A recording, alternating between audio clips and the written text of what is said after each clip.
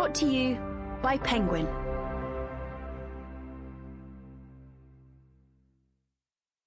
Extreme Economies by Richard Davies. Read by James Maccallum. Introduction. Economics in Extreme Places. Nature is nowhere accustomed more openly to display her secret mysteries than in cases where she shows tracings of her workings apart from the beaten paths. William Harvey, De Motu Cordis, 1628. Resilience on the Beach. As Suryandy recounts the morning of the 26th of December 2004, his strongest memories are of the terrifying sounds the tsunami made. It was a Sunday, and he'd been busily preparing his restaurant, situated in prime position on the beach at Lampuk, Aceh, for the coming day's trade.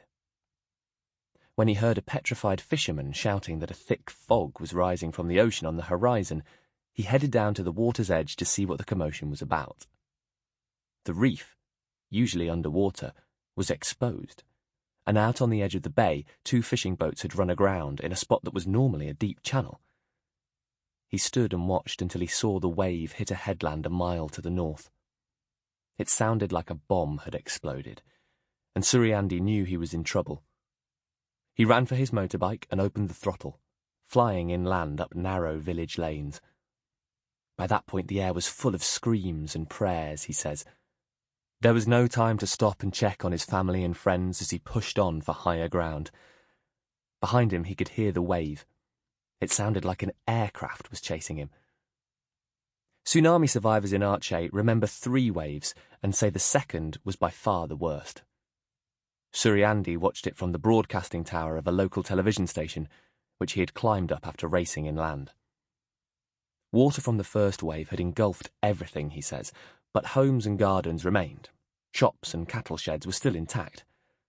The second wave thundered in like the first, but was accompanied by sharper sounds of demolition, loud snaps and crunches as trees were uprooted and buildings were destroyed.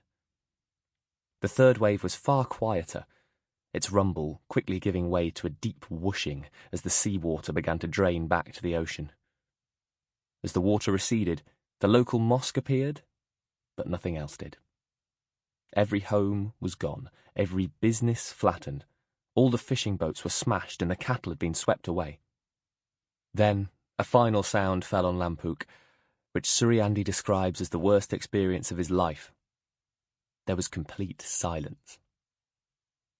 Today on Lampuk Beach, Suryandy has a new restaurant. It's called Akun and sits, like the first one, in prime position at the head of the bay. His speciality is fresh fish, cooked over the glowing embers of coconut shells and served with local pickles. Like other Achenese tsunami survivors, Suryandy ignored advice to relocate away from the coast and instead returned quickly to his village to rebuild his life. He started with nothing, building a shack made from driftwood into a thriving business. His account of that terrible day, on which he lost his mother, fiancé, and many of his friends, is one of grief and mourning. But like other Achenese, he has another story to tell. One of ingenuity, determination, and in a way, triumph. Suryandy faced an extreme challenge, the type which few people have come up against. Yet through resilience and adaptation, he bested it. My mission in Aceh was to find out how locals had rebuilt their communities so quickly, what role the economics played in their astonishing resilience, and what the rest of us could learn. 3 extremes: survival, failure, and future. The idea that the extremes of life offer important lessons is an idea widely used by scientists. In the field of medicine, its founding father is Dr. William Harvey, a London-based anatomist working in the 17th century. Harvey saw the value in examining odd and rare cases, with the remarkable life story of Hugh Montgomery a fine example. As a child, Hugh suffered a riding injury. The left side of his torso smashed so badly when he fell from his horse that his ribcage fell away, leaving part of his heart and lungs uncovered. Miraculously, the boy survived. A metal plate in place of ribs was used to protect his vital. Sample complete. Ready to continue?